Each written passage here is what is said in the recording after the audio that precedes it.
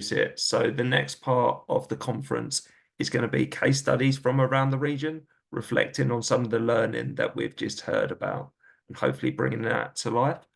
So I'll let you guys introduce yourself. But just as a reminder for the best viewing experience, if you do click on speaker view, then you should just see those that are presenting, because I know there's quite a few panelists on the call now, as we've got various speakers speaking today. But I'll pass over to the guys at the Active Essex Foundation to kick off the next bit of the conference. Thanks, Tom. I hope you can hear me and us. We are all in one room together. Can someone, am I coming through okay? We just wanted to make sure IT is working. Yeah, we can hear you good. Yeah. Excellent. Thank you. And thank you for inviting us today to share some of our experiences and what's been happening across Essex, specifically around an inclusive and co-design approach to the sport and youth mental health project that we're involved in. So it's a pleasure for us to be here, and thank you for the invite.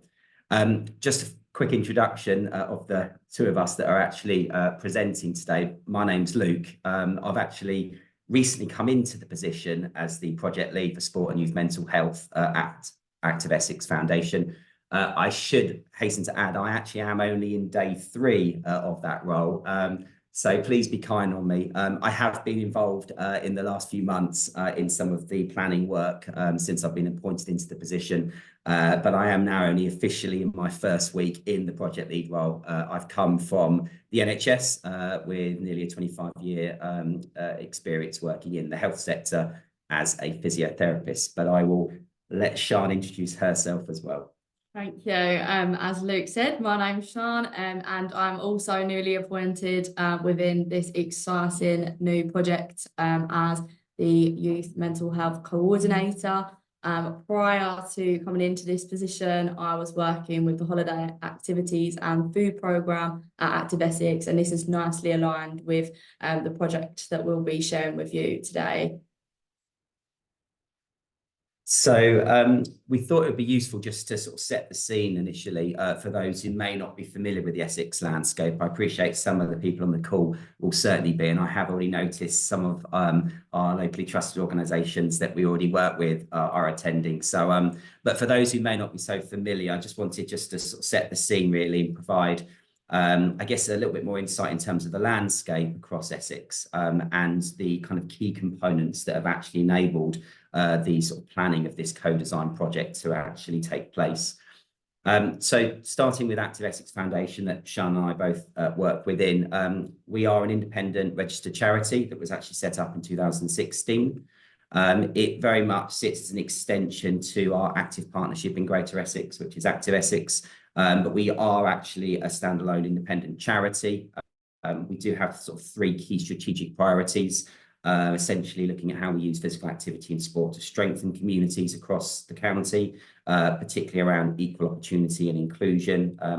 We also then are very much recognise the importance and the priority of how we can support the network of locally trusted organisations, so the smaller voluntary community and social enterprise sector that are already actually using sport and physical activity to support their local communities, and how we can then optimise and ensure that we get the maximum positive health and social outcomes of the excellent work that those LTOs are delivering.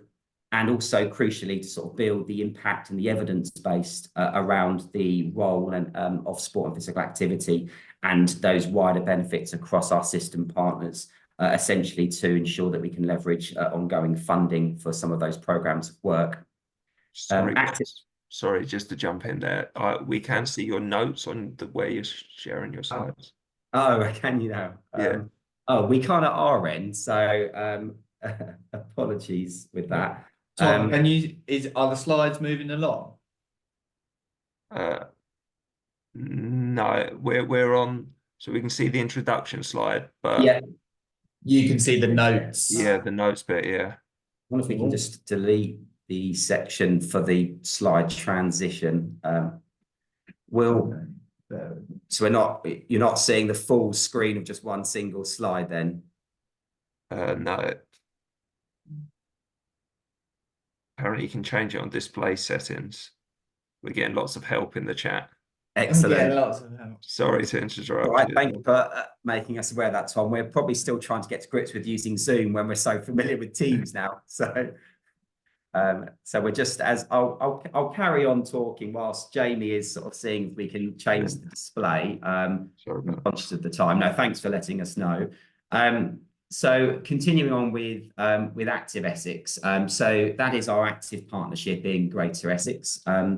The overall aim of our active partnership in Essex is to look at increasing physical activity levels for people, but also to decrease the number of inactive people.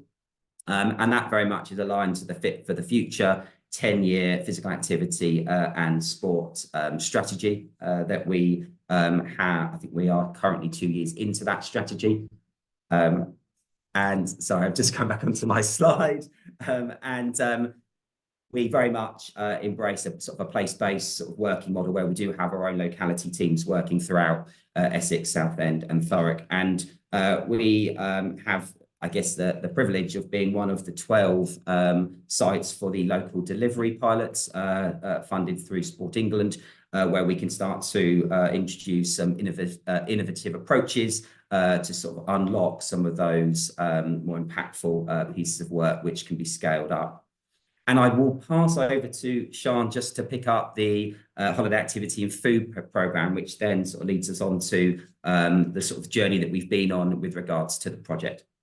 Yeah, so obviously prior to working on the project itself, my work has been with the holiday activity and food programme. Here in Essex, it's known as Essex Activate. So those who are unaware, the Essex Activate programme does aim to support the physical, mental and well-being of primary and secondary school children based on income-based free school meals. And this is to give a provision throughout the school holidays of having a nutritious meal, physical activity and enrichment, whilst obviously not getting that during school time, you know, in the half terms throughout the summer. And this has led nicely on to where our project has started with the locally trusted organisations that have been on the ground working on the Essex Activate programme. Tom, is that any better, or are you still able to see notes? No, but maybe if you just click on the slideshow at the top, that should do it. So we can see it as it's just like you're in PowerPoint, but not on the slideshow function. Oh, that's annoying because it's showing me that basically it's come up on our screen. I don't think it's the end of the world. We can still see, your slides. It's just a little bit small. We'll carry on. Yeah, I think just carry on now. We'll make sure we send the slides to you. Yeah. Cheers, guys. Lovely. So as I was saying, Essex Activate is where our locally trusted organisations began to identify a need for specialist mental wellbeing hubs. Now, this was particularly identified sort of during and coming towards the end of lockdown, looking at how COVID had highlighted social isolation, anxiety and fear among families during a really turbulent time. So this is when there was a real identification of a decline of children and young people's mental health in particular. And this proceeded to conversations about launching specialist mental wellbeing hubs within the HAF programme itself. Now, these mental wellbeing hubs brought together smaller groups of children and young people and really focused on building coping mechanisms and supporting the wider family whilst engaging in physical activity.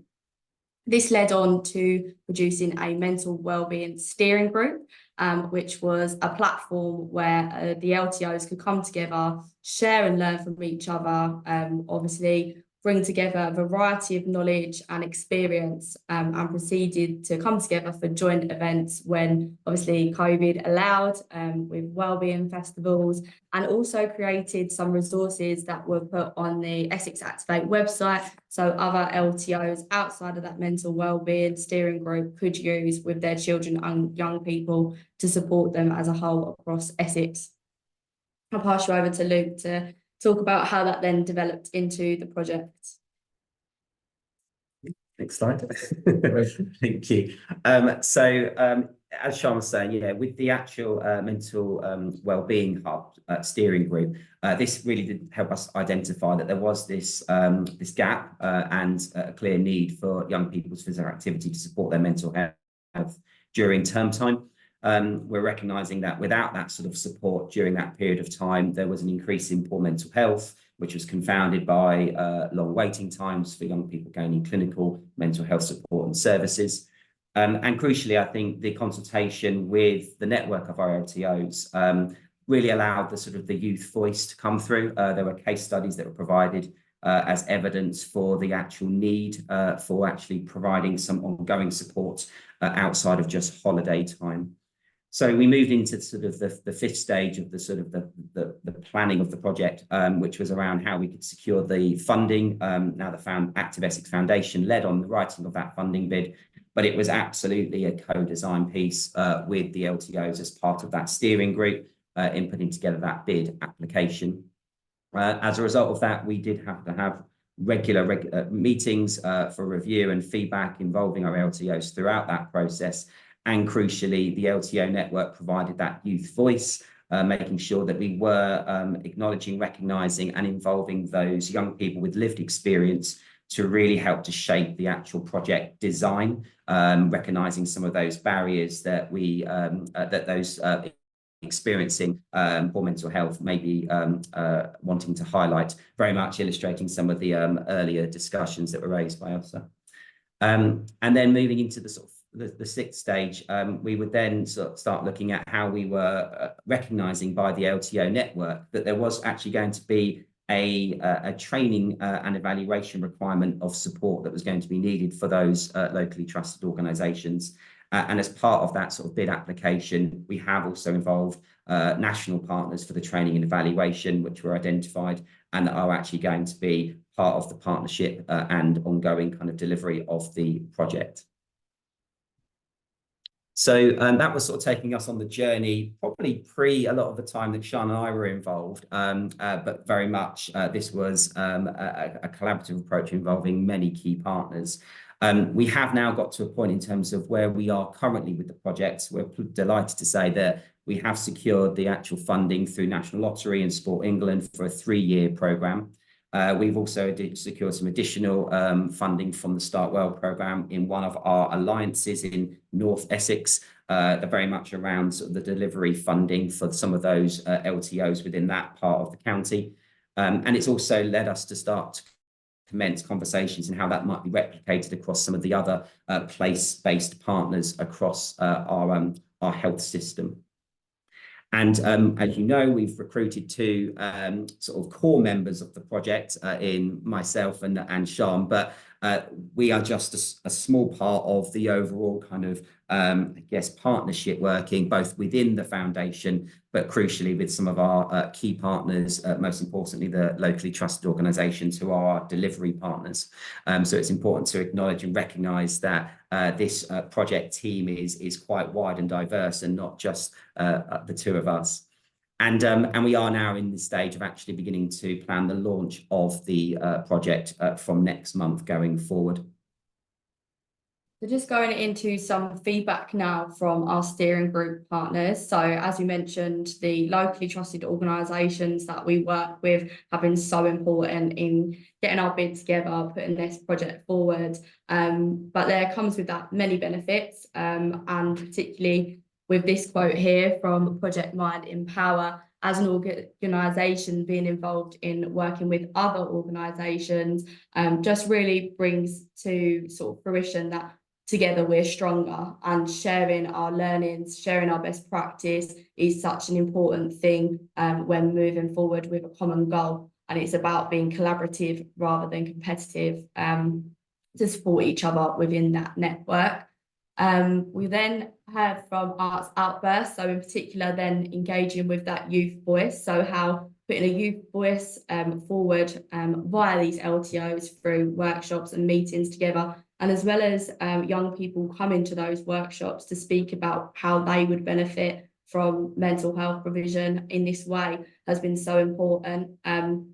It also, you know, a link towards what Mind have said about attendance. We want young people to attend these mental wellbeing hubs we want them to receive the support. So in what way can we move forward with that to make it suitable for them and also make them feel valued and give them that voice.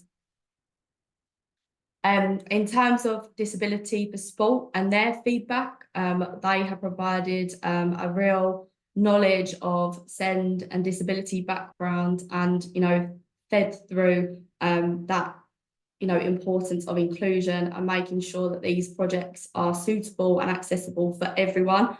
So that has fed through sort of the funding bid, how we plan on our LTOs delivering and the knowledge that they will have going forward as well. Again, being able to learn from each other within that sort of co-design.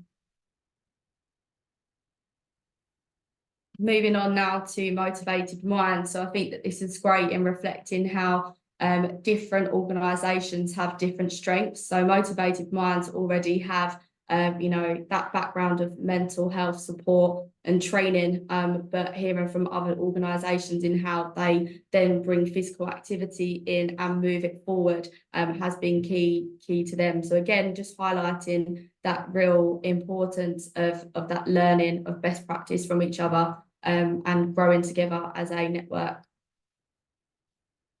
So just on to the sort of final few slides now, in terms of where we are with the next steps and sort of how we're moving forward with the project from this point onwards.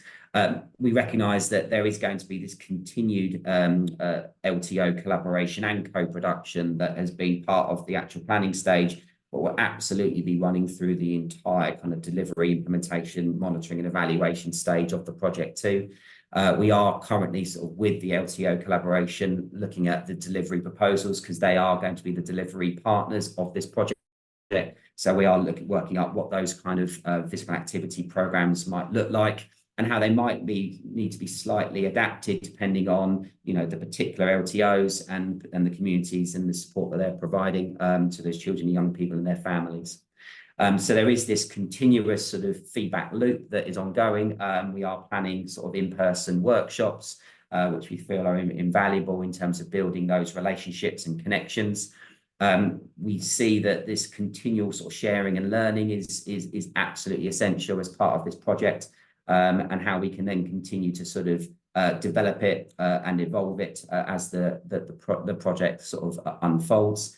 We are in the process of sort of identifying what are going to be the kind of core training needs and requirements for those LTOs and how we deliver that training, as well as some of the bespoke training that might be needed for certain organisations within the project, and continuing to look at how we might build that locally trusted network, organisation network from the initial 16 organisations that are part of the project, and how we can actually start to bring in other LTOs as part of that project going forward. And I think really crucially, what we also recognise from our national training provider through Believe Perform, that the importance of not only providing training for our LTOs, but also providing ongoing supervision for the actual workforce, recognising that people that are actually supporting communities for mental health and wellbeing purposes can be extremely fatiguing and emotionally draining on themselves. So we want to make sure that we are supporting the actual LTOs, that they remain well at work so they can continue to do the great work with their communities.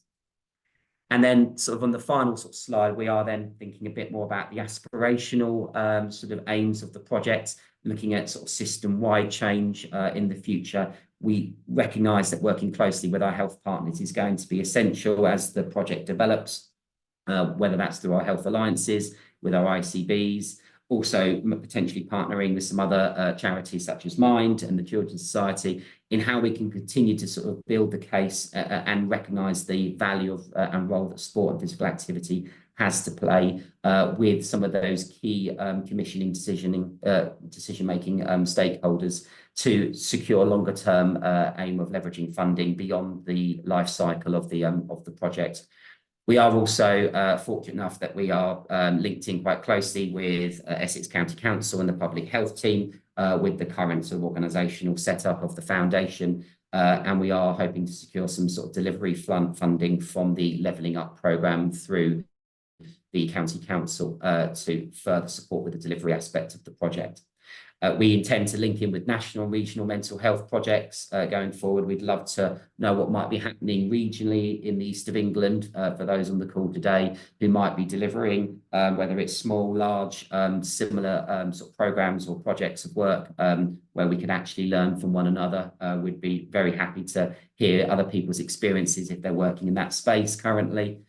And we recognise the importance of building and developing a robust evaluation framework, because we absolutely need to have the evidence base to demonstrate what is the impact of the project and the role that sport and physical activity has on children and young people's lives and their mental well-being. And then eventually moving towards potentially embedding a referral system. Other partners and stakeholders within our Essex health system and education system could actually benefit from accessing the actual programme, whether that's through schools or whether it's through the CAM services, and potentially using certain sport connector roles, which have already been replicated in one of our sister projects that have been running now for nearly 2 years, which is looking at sport and youth crime prevention. So I think that actually takes us through the slide, thankfully, and so if you're still seeing notes, then we can probably take them off shortly, and welcome any questions if there is time. Not sure if there's any in the chat, Tom, that you want to pick up, and we do have some contact details that we will obviously share for both myself and Sean. We'd love to hear from other people regarding the work they're doing, but we'd be very happy to share the journey that we're currently on and the progress that we're making in our project. And if you'd like us back in a year's time for a further update at the next regional conference, we'd be very happy to attend. So thank you very much for listening. Thank you. Brilliant. Thanks, Luke and Sean. Really good to hear how you're using co-production. And we'll be very interested to hear how it develops. I'm sure the good opportunities for people to in the call to connect with you guys going forward. There aren't any questions at the minute, but we'll potentially come back to a Q&A at the end if you're going to stay around to the end of this section. More than happy to. Yeah. So if anyone has any questions, we'll get through all the case studies and then cover those at the end, time dependent, if that's all right. I'm going to pass over to Kiva next from Watford FC Communities Sports and Education Trust. Bit of a mouthful, but happy to bring you in now, Kiva, to talk about the Empower project. No problems at all. Thanks so much for the introduction. It's hard to follow both Active Essex and Mind. Some brilliant work you guys are doing. I'm going to click share. Can you see that okay? Yeah, you're already ahead of the other guys, so well done. Brilliant. Okay. Okay, so a little bit about me. So that confusing name on the screen is Kiva. That's me. I'm an Irish woman working for Watford Community Trust, which is a bit different to the football club. So we're the charity side of the football club. So we do rely on funders. I am in charge of the Empower programme, and hopefully I'll be able to highlight how we incorporate some of Mind's toolkit within our work. I've worked for the Trust for 2 years. I've been the project officer of Empower for a year, and I'm also a massive Watford fan, had a season ticket since I was 13, so that always helps.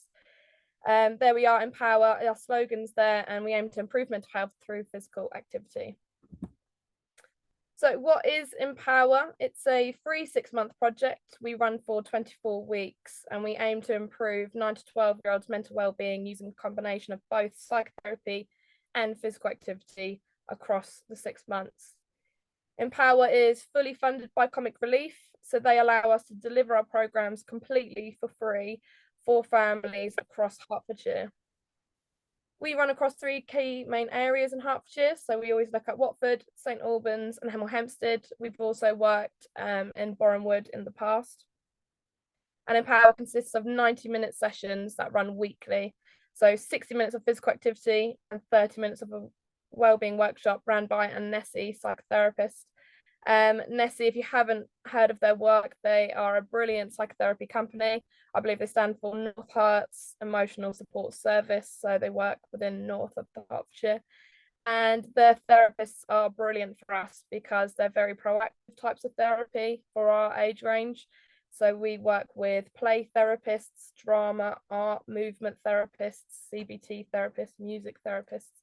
And that works really well with this age range, but it also makes the sessions more fun and makes it more engaging for this age range that we are working with. Of course, we've had to adapt our sessions along the way. As much as I'd love to say it is a straightforward 60 minutes of physical activity and a straightforward 30 minutes well-being, doesn't work out that way due to the nature of the young people we work with, which I'll have a look at in a second. It might be that some of our young people come and they do 30 minutes of playing with Lego. It might be 30 minutes of full intensive sport. It might be that they don't engage with the booklet and they only engage with the physical activity. It's adapted a lot due to the nature of the young people that we work with, what they're comfortable with and their needs, but also what they will benefit from the sessions as well. Our sessions are delivered by two Watford FC health and wellbeing coaches, as well as a NESI psychotherapist. All of our wellbeing coaches, they are responsible for the physical activity, but they are all mental health first aid trained. We can't control how our young people do disclose or who they disclose to. So that's quite important that we make sure that our coaches, as well as a psychotherapist, is trained to manage and deal with those situations. And I think that really helps promote the mental well-being of young people in our programme. Having a psychotherapist there makes it very suitable for the young people we work with, both from a mental health point of view, but also the fact that such a large amount of our young people do have special educational needs as well. Each of our group has space for about 13 young people with a maximum of maybe 16 in each of our groups. So who is Empower for? Empower suited for young people of mixed gender between the ages of 9 to 12 years old with a mild to moderate mental health diagnosis. Of course, many people this age range may not have a diagnosis, so if they show poor mental well-being, then that may also be enough to meet the criteria. We are a referral-based programme, so we see a lot of referrals from GPs, SENCOs in schools, support workers, social workers, family intervention workers, football clubs, all sorts of things. But yeah, as long as it's highlighted the need for that young person to be on the programme, it's pretty flexible in regards to having them referred onto the programme to get that support. So why is this our criteria? You'll see in the blue box there, according to Children and Young People's Mental Health Services, or CAMS, at least 1 in 6 children in Hertfordshire has a diagnosable mental health issue. And this is what we've outlined to Comic Relief. In 2022, 90,789 young people were referred to Children and Young People's Mental Health Services, which is the most since 2016. We specifically look at that 9 to 12 years old age range because we appreciate that there's a lot of primary age support and there may be a lot of secondary age support, but that key transitional age can sometimes be missed. And we notice that actually that transition from primary to secondary is a huge impact on young people's mental well-being, socially, emotionally, biologically. And so having a programme like Empower can really help support some of that transition. To ensure that the participants are appropriate for Empower, we aim to support individuals who are or may show low mood or depression, anxiety, suicidal ideation or self-harm, low self-esteem or self-confidence, bereavement or grief. It's quite a common one since COVID-19, the pandemic, panic disorders as well. We also support participants dealing with a lot of different other needs, so special educational needs, particularly autism and ADHD, make up a large majority of our participation. Bullying, family separations, we've worked a lot with domestic violence, trauma, isolation, being a young carer, social worker interventions, or living in foster care. It's key to note as well that parents and guardians are also our beneficiary. We also support them through the work that we do. So we provide parents and guardians with a 12-week parent check-in session with a NESI psychotherapist. This will be the only opportunity where the therapist would not be in the sessions with the young people. It marks the halfway point of the programme, the 12 weeks. The NESI psychotherapist would actually be taking 15-minute appointments with parents. This isn't the opportunity for parents to try and find out information about their young people. It's an opportunity there to support them and what they may be going with and what they may be dealing with. So that's a fantastic opportunity that we're able to provide to support the parents and the guardians of our young people as well. We also provide weekly newsletters with information on what their children and young people's learning. That's because we don't allow parents and guardians within our sessions. We try and keep that a safe space for young people. That's for many different reasons. They can wait outside, but they wouldn't ever be able to be a part of our sessions. However, it's so important that we keep them involved and keep them aware of what we're delivering. So the weekly newsletters allow parents and guardians to be kept up to date with what they're learning weekly, because we look at different topics every single week. So for example, if we were to be looking at goal setting on a certain week with our psychotherapist, the newsletter would give parents tips and little tricks on how to continue that learning at home. So for example, sitting down with your young person, discussing what were your goals, what would you like to achieve? Maybe you can write it up together, maybe you could stick it up in your bedroom. Could you as a parent or guardian offer a reward of some kind if they do achieve that? And that also helps promote the well-being of the families as a unit together. We also offer weekly signposting during and after Empower. So if I hear of any amazing services in the local area, something that may be on offer for a short time, I'll always incorporate that in the weekly newsletters, update that one, or I will signpost after Empower. I signpost to internal programs at the Trust. We offer a range of different programs that support children and adults as well, but also external programs that they may want to have a little look at in regards to what they're looking to for support.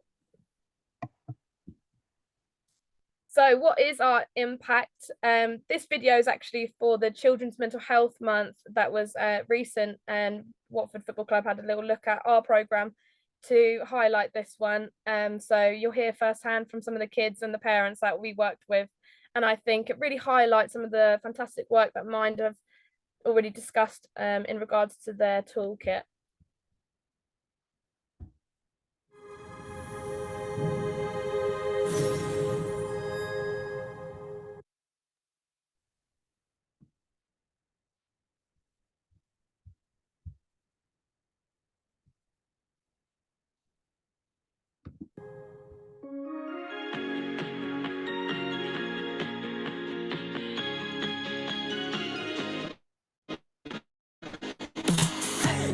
Empower is a sports programme delivered to children struggling with their mental well-being from 9 to 12 years old. We run across Hertfordshire.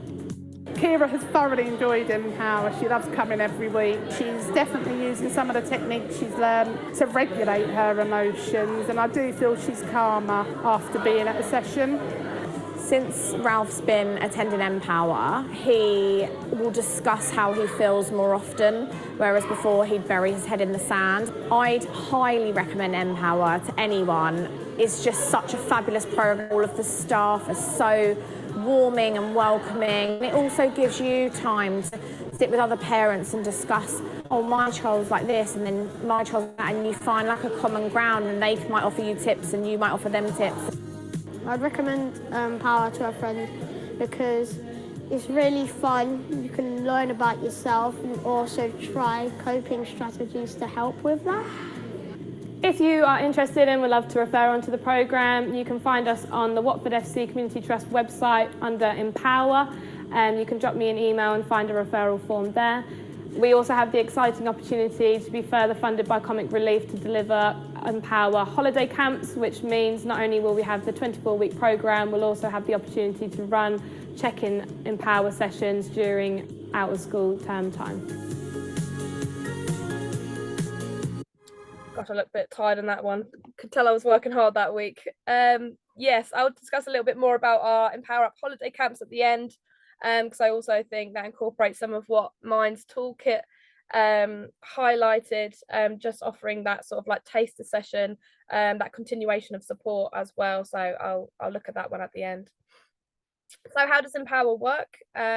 Each 24-week programme has spaces for about 13 young people. Young people must meet the eligibility criteria with flexibility and be between 9 to 12 years old. So they must have one or at least a combination of, to be eligible, either a clinical mental health diagnosis or experiencing poor mental health or well-being. We judge that by, if anyone's aware of the short Warwick Edinburgh mental wellbeing scale, or SWEMS, you might have heard that. It just quantifies basically how to judge poor mental wellbeing. Of course, if a referral form comes through and it's very high and it shows high mental health, but it's being demonstrated that actually they've lost their father or they're experiencing a very tough transition to school, of course, I'm going to look at what the parent is highlighting or the referrer is highlighting as the need.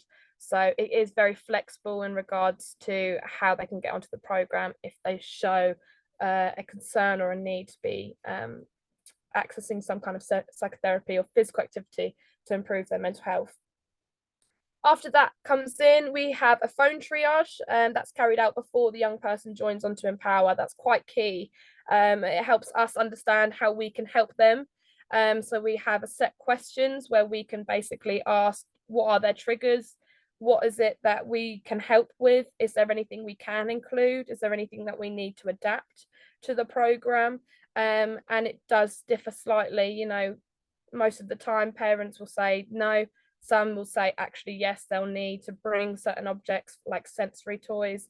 Maybe they will explain that they will demonstrate a certain type of behaviour when they're feeling a specific way. It's really useful for us to be able to prepare and adapt the programme before some of these young people are coming on, because they are very vulnerable and they are very complex, and we need to make sure that we are supporting them throughout the programme. It also helps families and referrers understand if the programme's right for them. I'm able to explain how the programme works, and some people might turn around and say actually it may be too difficult for them and maybe too challenging for them, and that's okay as well. After the triage, they are of course joined on to the programme then. So there's a little look at the short Warwick Edinburgh mental wellbeing scale. So our young people will complete this before on the first week and then every 6 weeks. This helps us be able to measure any improvement, if any, across the programme from the first to the final week, to try and prove that Empower does work. We were very lucky to work with the University of Hertfordshire. They evaluated our programme across a year and they created this fantastic impact report. It highlighted how brilliant the programme is, but it also highlighted areas that we need to work on as well. And that was by Dr. Han Newman and Dr. Luca May Brady. They are brilliant. And they actually highlighted in the impact report that from the beginning of the programme to the end of the programme, the percentage of participants scoring in the low mental wellbeing category for the SWEMWebs dropped from 28.3% to 13%, while the percentage of participants scoring in the high category for mental health increased from 6.5% to 15.2%. This suggests an increase in mental wellbeing across the cohort from the beginning to the end of the programme. Fantastic bit of work. This is the second and final case study we've got. It's a slightly older one from the previous project officer, but I worked firsthand as a coach with this family, brilliant family, and I wanted to share their story. Again, I just think it incorporates a lot of the toolkit and some of the great work that so many other agencies may be completing themselves.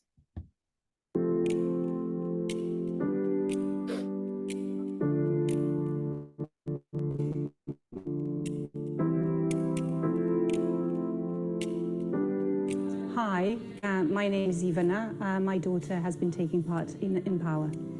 She's absolutely loved Empower. She had lots of fun, she met lots of friends, and she also enjoyed the sport element very much because she's very sporty, but she also enjoyed the mental health element, helping her deal with stressful situations. Empower benefited my daughter in the way that she is much more confident now. She is also equipped with a number of coping strategies to deal with stressful situations. As we know, a pandemic has been really difficult for many children, including my daughter. And it's been fantastic to see that she was somewhere where she could be in a safe environment with friends, playing, doing some sports, as well as learning how to deal with situations that may arise. Hi, my name is Alexia and I go to Empower on Thursdays. I've enjoyed it a lot because it's helped me to grow mentally, and I know how to use my coping strategies now. when I'm stressed and anxious. And I think I've made a load of friends there. We played a lot of fun sport, and some things that I've done like football, and I've scored a lot of goals. And I think it's been amazing because I've learnt new skills that I didn't know I could do before. My favourite part of Empower is probably the part where we discuss things in the workbook, because I think it's really helped me to understand what's going on and how to deal with things, and it's been amazing, and I just think it's also a really fun part of Empower.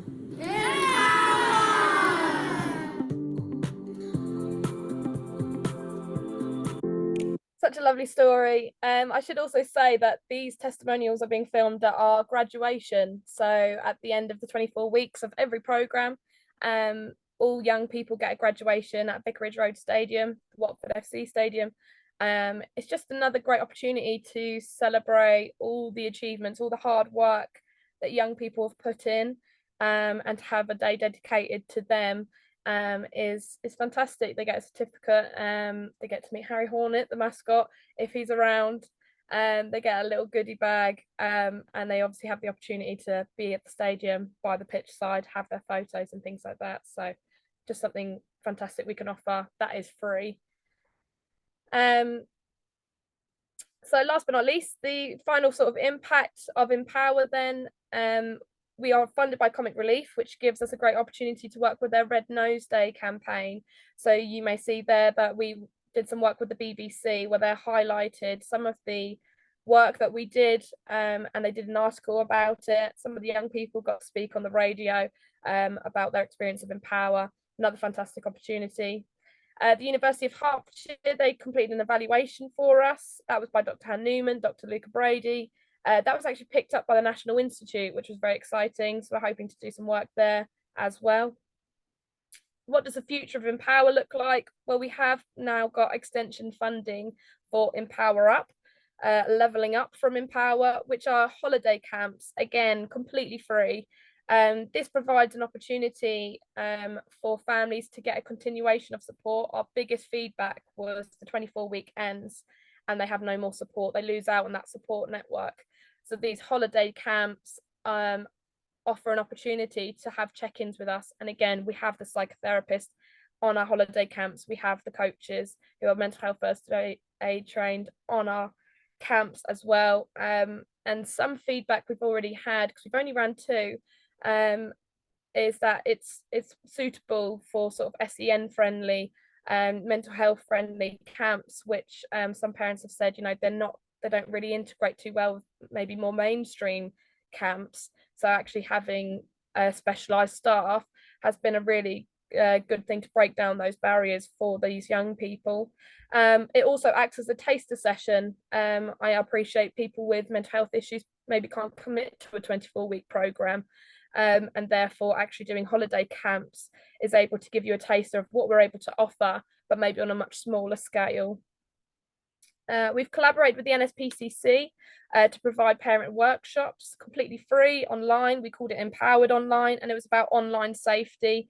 That was again something our parents and our families are quite clear on, that a lot of issues around sort of video gaming, social media and phones. So that we ran for 5 months just to give them some tips, and that was led from the NSPCC. And we're hoping to work with the NSPCC in future to offer or look at some more support that we can provide for young people and for their families in the local area. Lastly, we're looking at maybe a potential expansion into Harrow. We've identified there's some needs there. So that's probably the next area that we're looking at developing into. Last but not least, that's all from me. Just thank you so much for the opportunity. Thank you for listening to me. If you would like to contact me and find out some more information, you can email me, kiva.walker@watfordfc.com. If you'd like to refer a young person, you can find out more information from me at empower@watfordfc.com. My phone number is there, or you can access the website yourself to find out some more information or to get referral forms to refer any young person onto the programme or onto our holiday camps. Thanks so much again for listening. Thank you, Kiva. That was really good. Really good to hear about all the great work you're doing. And I love seeing those videos that really show the impact on the young people. Thank you so much. So thanks for that. So we're going to move on to our next case study. So unfortunately, Healthwatch Essex couldn't join us today, but they have recorded a video which we're going to share with you. And then we've also got Emma Carpenter, who's going to come in and speak a bit about her involvement with Healthwatch Essex after. But I'll crack on ahead and play the video if that's okay, once it's set up, and then we'll move forward with the conference. Okay, so thank you for inviting me to talk to you today. For those of you who haven't met me, I'm Samantha Glover and I'm Chief Exec at Healthwatch Essex. And for those of you that don't know what Healthwatch Essex is, we're a health and social care charity set up out of the 2012 Health and Social Care Act, which look at how we encourage people's user voice and lived experience to inform services and help co-produce and design services that are suitable for individuals. I've been invited here today to talk to you about a piece of work that we've recently been doing, which really focuses on men's mental health. The reason this came about is that over the past 4 to 5 years, we've carried out several pieces of research and engagement that really focused in on a male voice. We started this with mental health on the front line. And as much as this initially honed in on people working in frontline mental health, physical health and police services, we noticed that there were a lot of male participants that hadn't felt that they'd been able to share their voice very well beforehand. This led on to us looking at military veterans as their next topic for engagement. And again, we had a real strong sense of male voice coming through there. This was backed up by Dr. John Day's research looking at men's engagement with obesity services and the experiences of men around mental health and suicide last year, which was a piece of work carried out by Sarah Cruz. Throughout all of these pieces of work, there was a really strong theme coming around about the importance of talking about mental health, but also about taking proactive measures to supporting those individuals with those experiences. We'd gathered this band of brothers, if you like, of strong male voices, and we really wanted to provide a safe space and a platform for individuals to share and talk about them. And that's where the Fellas Forum was born. The Fellas Forum is a group of men that meet the first Monday of every month in the Bricklayers Arms in Colchester. We knew that we had a lot of people who struggled to engage with services in the past, so we didn't make this about anything in particular. It was just a safe space for any man, adult man, to come and talk in a safe and calm environment. And conversations grew really organically. This became a place where people felt that they could be vulnerable. They could talk about their mental health. They didn't have to if they didn't want to. They could talk about anything they want at all. One of the things that came out of this quite quickly was that a lot of these men were aware of services. They knew where their local sports club was. They knew where their local running track was, but they didn't have the confidence or feel that they belonged taking part in these events. And they just wanted somebody to kind of hold their hand with experiencing some of these new services. So we took the Fellas Forum out and about. We worked with local bushcraft specialists. We went to walking groups, allotments, I-cart fishing, axe throwing, you name it, we went and tried it. And we took our fellas with us. And some of those fellas found that that was all they needed in terms of an introduction into a new place. Some of them buddied up with other people that they'd met on the forum and started going walking together. And it was also a way for them to understand what services were available and encourage some of their other male friends and family members to access them. So as you can see in the photos here, we started off in the pub, but then we were able to go out to the community allotments, and Rob was fantastic at showing us around, sharing his knowledge and getting the lads involved in what was going on in the allotments. And we've had a few that have stayed in contact there. A running theme with Healthwatch is where there are lots of Healthwatch Essex staff, there is often food.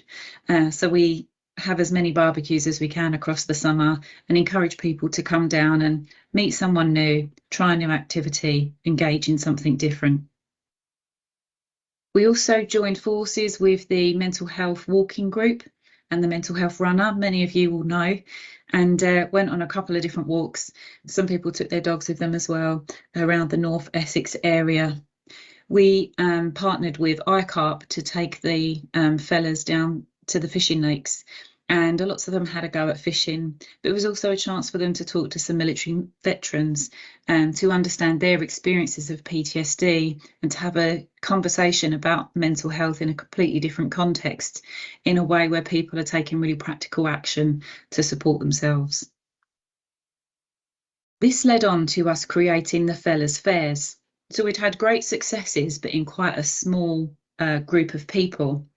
And we wanted to take this a little bit further afield and share some of the successes and some of the measures that we'd taken on that small scale on a much larger scale.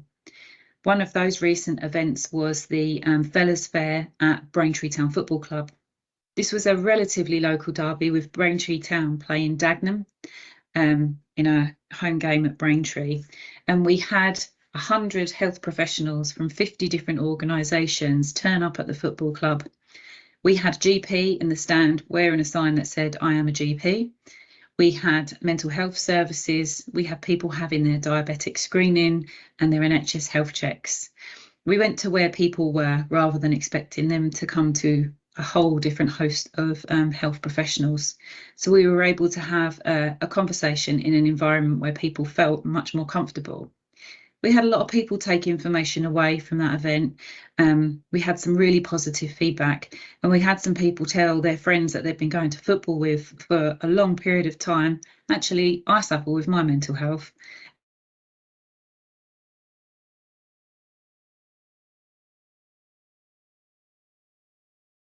Of a really success at Haybridge Swifts.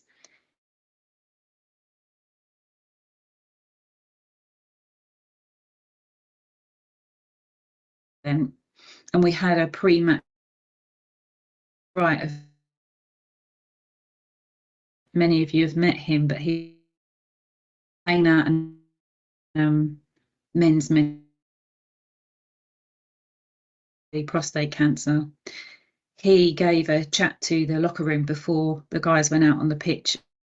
The importance of not only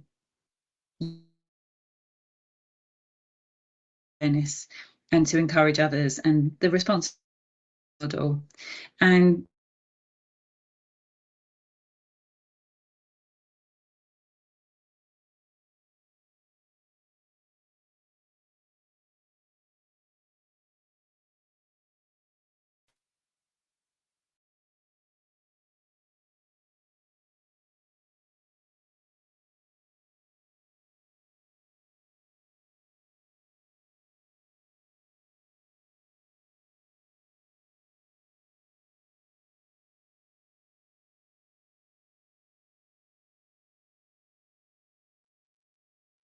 Yeah, I think the video was starting to buffer there. I think maybe, do you want to try sharing it one more time, Zoe? And if not, what we can do is we can make sure we circulate that video to everyone, so everyone can see it afterwards. Maybe try once more, Zoe, and if it continues to have issues, then we'll recirculate.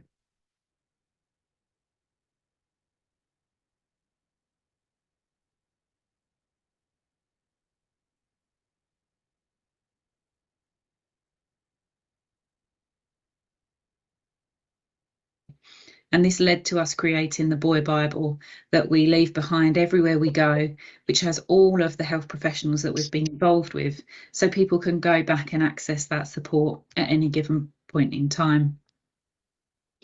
So as a little teaser, I just spoke to you about the Braintree Town event that we had a couple of weeks ago. We've got a sports day in partnership with Rayleigh and Rochford Voluntary Group happening in May down in Holbridge. And that's a real family affair. We're going to have bouncy castles and lots of different stall holders, but also some fun activities so the whole family can come down. We found that access to sports services is often a generational thing. Children might be involved, but unless they see that role modelling, unless they see other people carrying on with those activities, they stop when they sort of get to secondary school. So we're trying to encourage adults to play physically with their children, to see all the different activities that they can do together as a family. We have another Fellas Fair event happening in Chelmsford, and this one's around a comedy event. We're looking at putting on a potential car show in Runwell in August, and we've got a series of these events planned for the following year as well. And we're trying to spread slightly further afield with those. So that's the end of my presentation. If you have got any questions, please email them into us. And I apologise that Healthwatch Essex aren't there to be with you today, but we are always keen to listen and hear what you've got to say. Sorry about some of the buffering issues we had there, but hopefully you got the gist of it. Most of it seemed to run pretty well, but we can still make sure we circulate the whole video afterwards so people can catch up with any bits you might have missed. I think we're going to go over to Emma next. Actually, I just need to make you a co-host, Emma, and then you can share your screen and discuss your involvement with Healthwatch Essex and kind of how you've taken that further, if that's okay. I thought the buffering was my end. Shall I join on my iPad so I can share my screen? Yeah, if that's possible. Or yeah, I'll be 2 seconds. I thought it was my end on my Wi-Fi. I'll be 2 seconds. Apologies. No worries. So while Emma joins, so Emma's going to join and talk about her links to Healthwatch Essex. And then after we've done that, we will have a short break before we go on to Jason's section from Rethink Mental Illness. While we wait for Emma, should we go through some of the questions from the previous? Oh, she's here now. We can always come back to those at the end.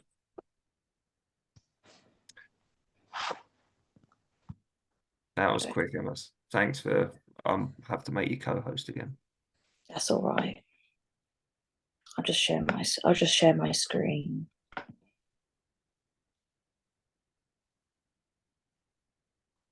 There we go.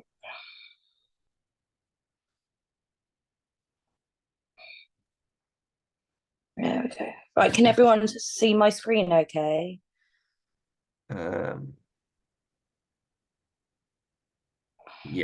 Yeah, I can see it now. Perfect. Oh, wait, so hello. Sorry. There we go. Yeah, can everyone see my screen? Okay, yeah, perfect. Hello, so I'm Emma, Emma Shaw now. I've recently got married. So I'm going to be on here today to talk on behalf with the Healthwatch Essex, and kind of how my story has impacted why I became a mental health ambassador for Healthwatch Essex, but also the work that I've been doing with Healthwatch Essex and alongside, because my area of expertise is with mental health, but I also do physical activities as well. So I'm going to come on for 10 minutes and talk about the perinatal care and the mental health support through exercise that I currently do. So my story which shaped my path to working in the fitness industry and why I became a mental health ambassador for Healthwatch Essex was because I battled something called anorexia nervosa for over 10 years. I was 10 years old when I first came about being diagnosed with anorexia nervosa.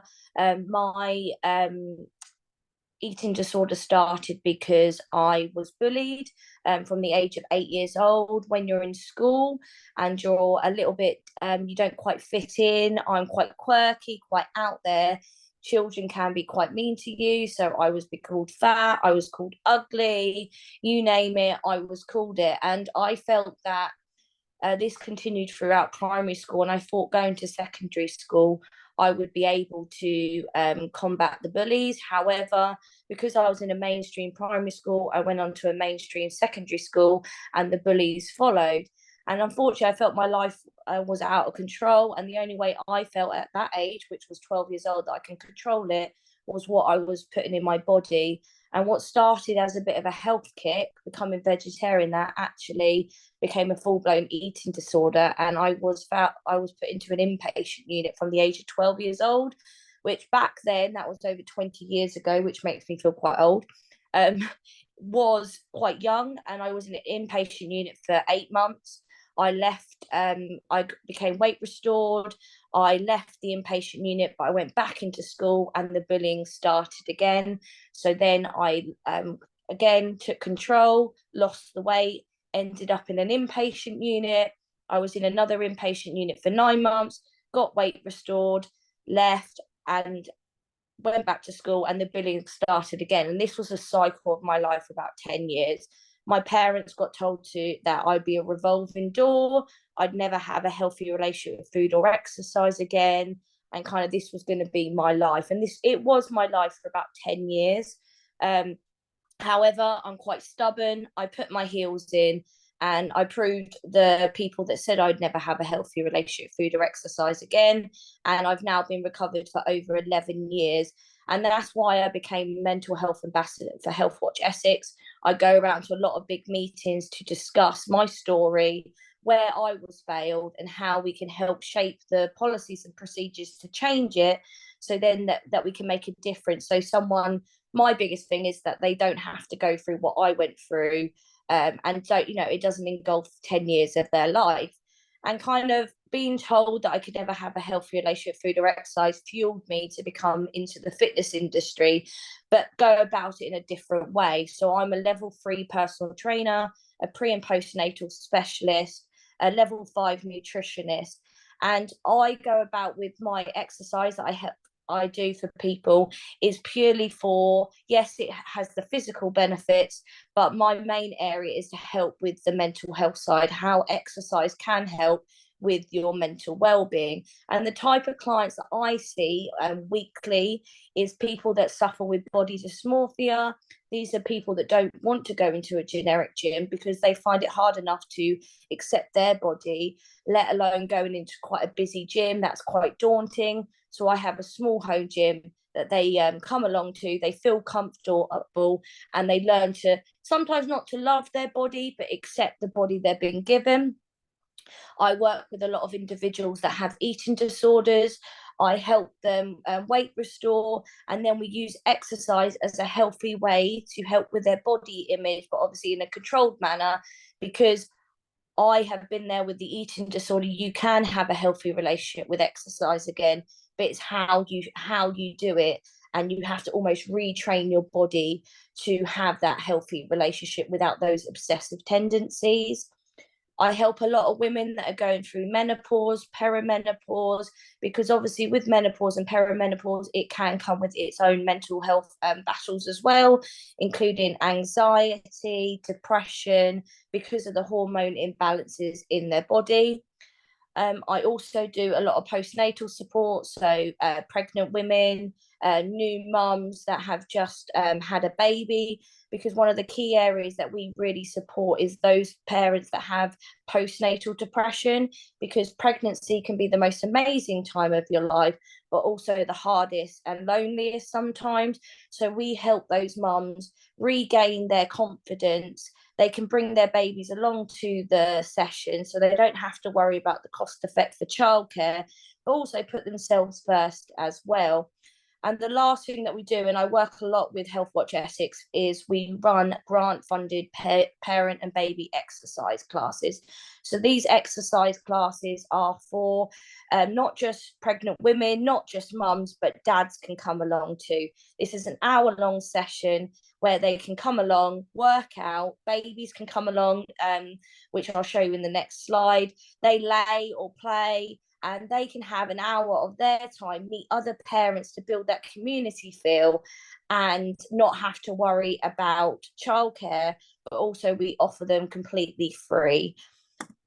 And this is why kind of my story of battling a lot of poor mental health, watching my mum go through postnatal depression, but also with Healthwatch Essex, we go a lot out to the community, and we do a lot of research around perinatal care, and we found there's a huge gap in the market for classes, but also for dads. The amount of families that lost fathers because of postnatal depression, which isn't spoken about enough. When you go see your midwife and when you have your 6-week checkup, a lot of the time they'll ask, how are you doing, to the mother? but very rarely do they ask how the dads are doing. And sometimes with the dads, it's a big change for them too. And this is why we push for these grant funded classes. And that's why we call them parent and baby exercise classes, is so dads can come along too. We have 2 dads that come along to our classes. They're not in the pictures because obviously we had to get forms signed and they didn't want to be in the pictures.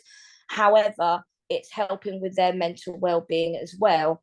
And what parents have found in these classes is that it's also, yes, it's helped with their physical health, but a lot of the time it's helped with their mental health as well.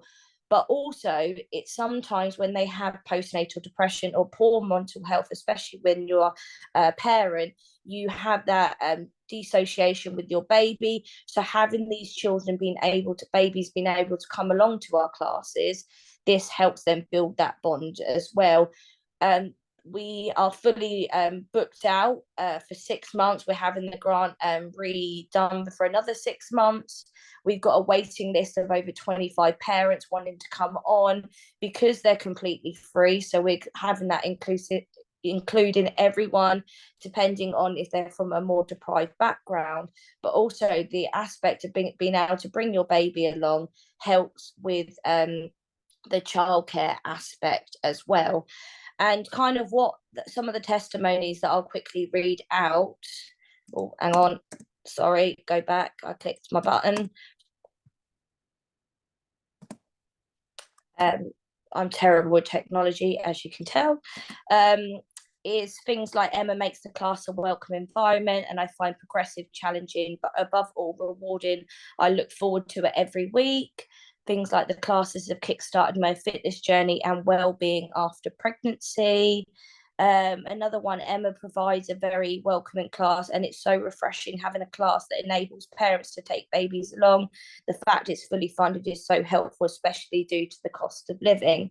And what we're doing with Healthwatch Essex, we're trying to bring these classes as well past just this class, because we're really pushing for the dads coming along to the exercise classes as well, because there's still very much a taboo behind dads getting postnatal depression as well. And these are some of the statistics that show about exercise and perinatal care. Not obviously there's things like preeclampsia, gestational diabetes and high BMI, which is helping the risk factor, but also helping with the postnatal depression in women and the postnatal depression in men. And why we push, for me specifically as well, with my story, my own battles with poor mental health, working as a mental health ambassador for Healthwatch Essex, is why we push for using exercise as a way to support with poor mental health. Is one, like with the Fellas Forum that Sam just discussed, we really promote men's mental health and trying to be a huge advocate to promote that men get postnatal depression too, which I touched on earlier.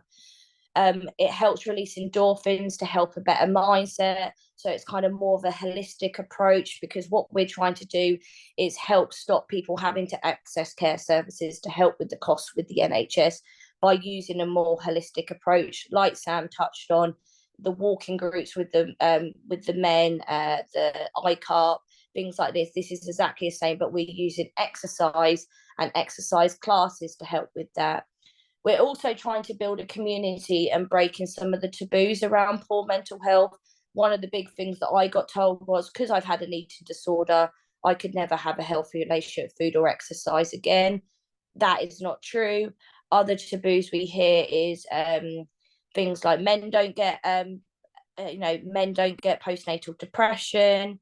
I could list loads of taboos that I've heard, but what we're trying to do is break that barrier, open those raw discussions. And sometimes when they come to do exercise with me or exercise classes like our parent classes, the amount of people that open up to one another, but also meet outside the classes, because what we want to do is build that community so they don't feel so alone.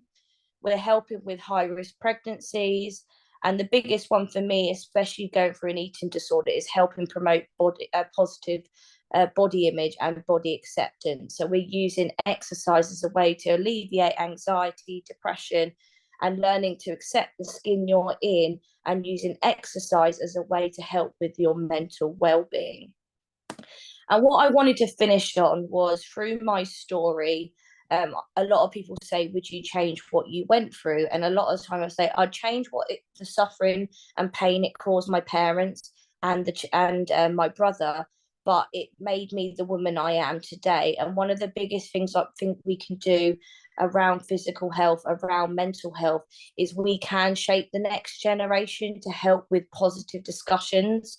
So I don't think sometimes there's enough discussions about mental well-being, about the benefits of physical exercise, but also the biggest thing, and I think sometimes we try and use rose tint it a bit, is it's okay to not be okay, but you're not alone. I think the first thing that a lot of my clients, some of the children I see, is actually, yeah, it's hard at the moment, but we're going to get through it together. And using exercise, you can build that community feel, have those discussions, and help build that resilience for the next generation that's coming into the world as well. And I just wanted to come on today to tell my story, what we're doing, and you can prove people wrong. You can help. You can have a healthy relationship with food or exercise again. It's just about how you're retraining that mindset and having the right people to support you. I'll stop sharing my screen. Brilliant. Thanks, I Emma. hope that's okay. Yeah, no, it's great. Thank you so much for coming on and sharing your own experience. We're seeing in the chat, everyone's saying how grateful they are for you to come in and sharing that with us today. So we really appreciate that, and how you're using that experience to turn it into a positive for other people moving forward. So thank you for joining us today. Thank you. So I think because we've been quite full on, we're just going to take a 5-minute break. So I'm going to suggest we come back at 11:45 and we're going to do the Rethink mental illness section. So although we're running a bit behind schedule, we'll definitely be done by 1 p.m.